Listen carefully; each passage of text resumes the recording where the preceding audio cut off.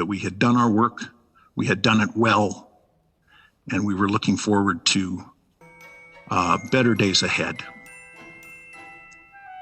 I don't feel that way today.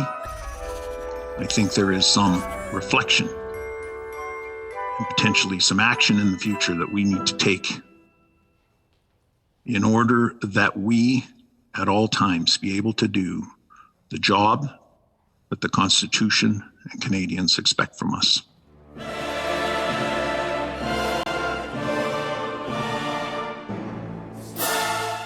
Our group came under some significant pressure not to refuse leave, such that we would have allowed the bill to be passed last night. I won't say there was intimidation, but there was pressure, and a lot of it. In fact, when we refused leave from that was requested by Senator Gold, I heard a senator shout, "Shame." I'd like to just, for the sake of some of the new folks, and also to remind those of us that have been here longer, what should be happening now at second reading of this bill. We should have a speech from the government sponsor. We've had that.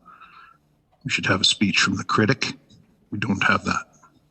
We should have speeches from others, and we are in fact having that. And we should, as senators, be sitting and listening and thinking about the intention of this bill and considering whether or not it is worthy for further consideration. That's what a second reading vote, which we will shortly have, is about.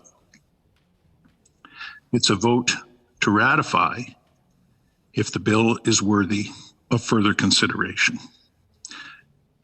Typically then, once we have that vote, and if it passes, we would refer it to committee for study.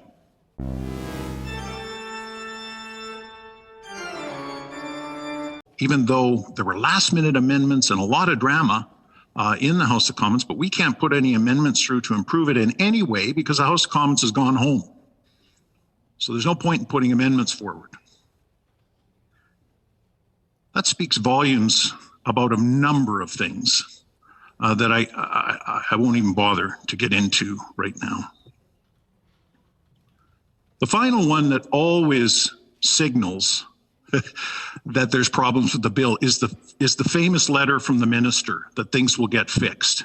And I see that has that features with this bill as well.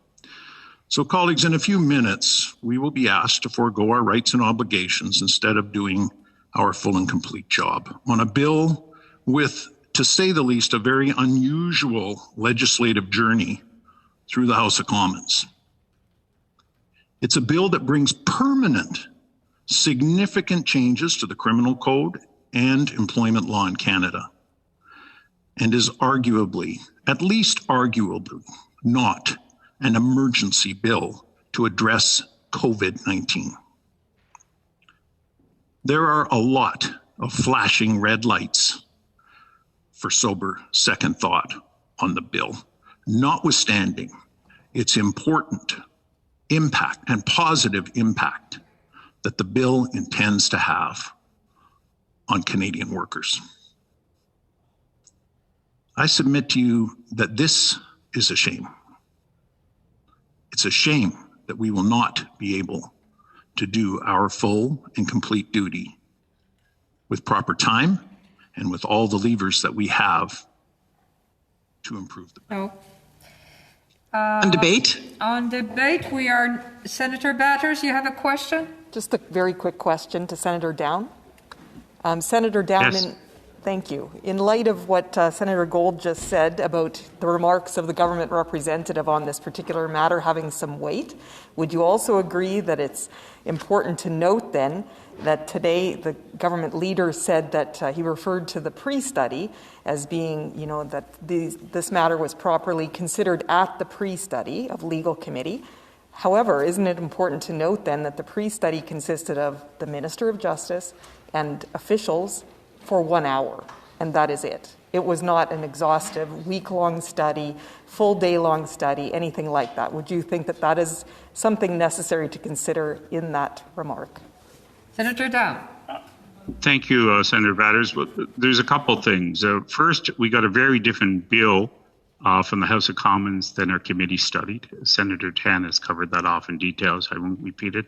The second thing is, I say this with the greatest respect of Senator Gold, who I like very much personally, but he's not a member of the cabinet. If he was a member of the cabinet, his words would carry more weight than they do as government representative in the Senate. And it's a division of authority and responsibility that has to be considered. Thankfully, we are doing our part to make sure that the government's legislative priorities are implemented.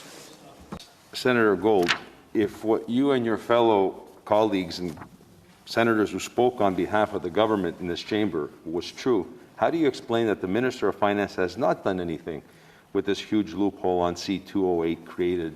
According to your own speech, your own quote, according to what Senator Harder said, hundreds of millions of dollars would have been lost by the Treasury because of C-208. The government had two opportunities to correct this with Bill C-2 and Bill C-8. Why has the government not done anything? Is it because you said that, because what you said was just not true, or because the government is asleep at the switch, or is it just a question of neglect? Senator Gold.